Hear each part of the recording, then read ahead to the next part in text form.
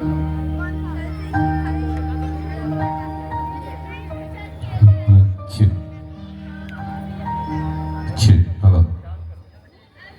Hello hello.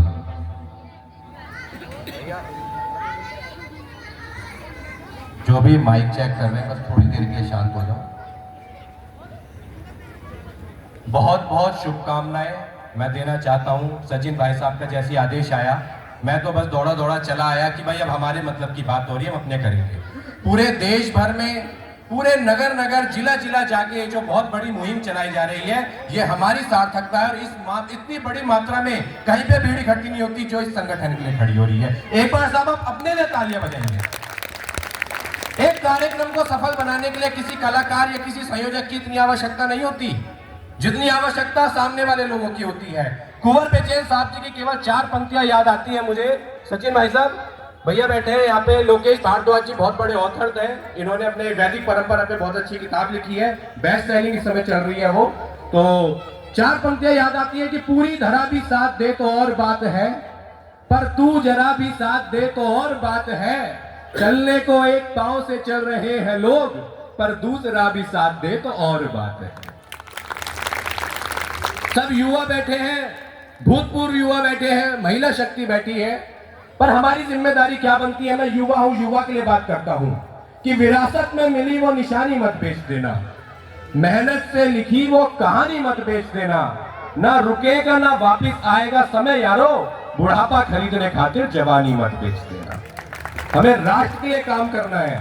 पहले भैया सचिन भाई साहब, पहले क्या बोला जाता था कि हम जान देके भी देश की रक्षा करेंगे, पर आज समय क्या है कि लहरों को चीरेंगे, कदम नहीं रुकने देंगे। लहरों को चीरेंगे, कदम नहीं रुकने देंगे। देश के गद्दारों को अब नहीं टिकने देंगे। बहुत सताया मेरी मां को, अब सुन लो तुम, हम रहेंगे जिंदा भी और देश नहीं झुकने देंगे। हम रहेंगे जिंदा भी और देश नहीं झुकने देंगे। मैं एक मंच पे गया, वहां पे एक कवि आके कहता है जी हम 75 साल से गुलाम थे। दूसरा कवि आके कहता है कि हम 800 साल से गुलाम थे।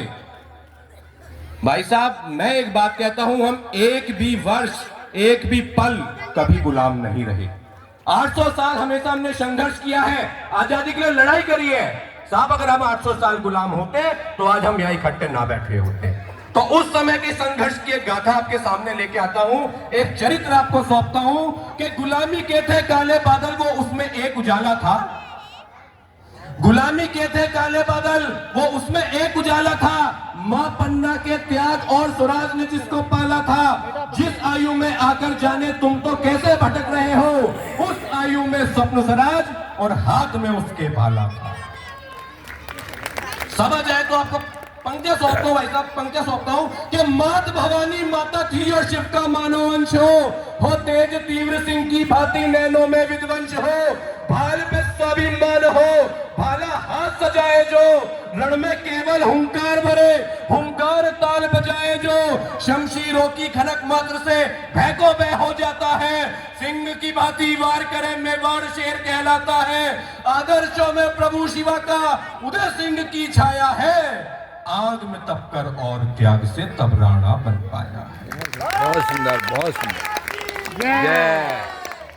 आग में तपकर और त्याग से तब राणा बन पाया है। बाबूजी आपको देता हूं, भैया आपको सौंपता हूं कि वीर कहानी लिखता हूं और लहू रवानी लिखता हूं, त्याग पुराना लिखता हूं और वीर जवानी लिखता हूं, आंखों का पानी लिखता हूं और सब कुर्बानी लिखता हूं, हल्दी घाटी में बहा लहू वो बात पुरानी लिखता हूं, हल्दी घाटी में बहा लहू वो बात पुरानी लिखता हूँ। मातृ शक्ति बैठी है बहन जी, आपको सौंपता हूँ, माता जी आपको सौंपता हूँ। हमारे शौर्य, हमारे सनातन में, हमारे हिंदुओं में शौर्यवान केवल योद्धा नहीं रहे, हमारे पास जो पशु हम रखते थे साहब, वो भी शौर्य की गाथा गाते थे। तब पंक्तियां निवेदित करता हूँ।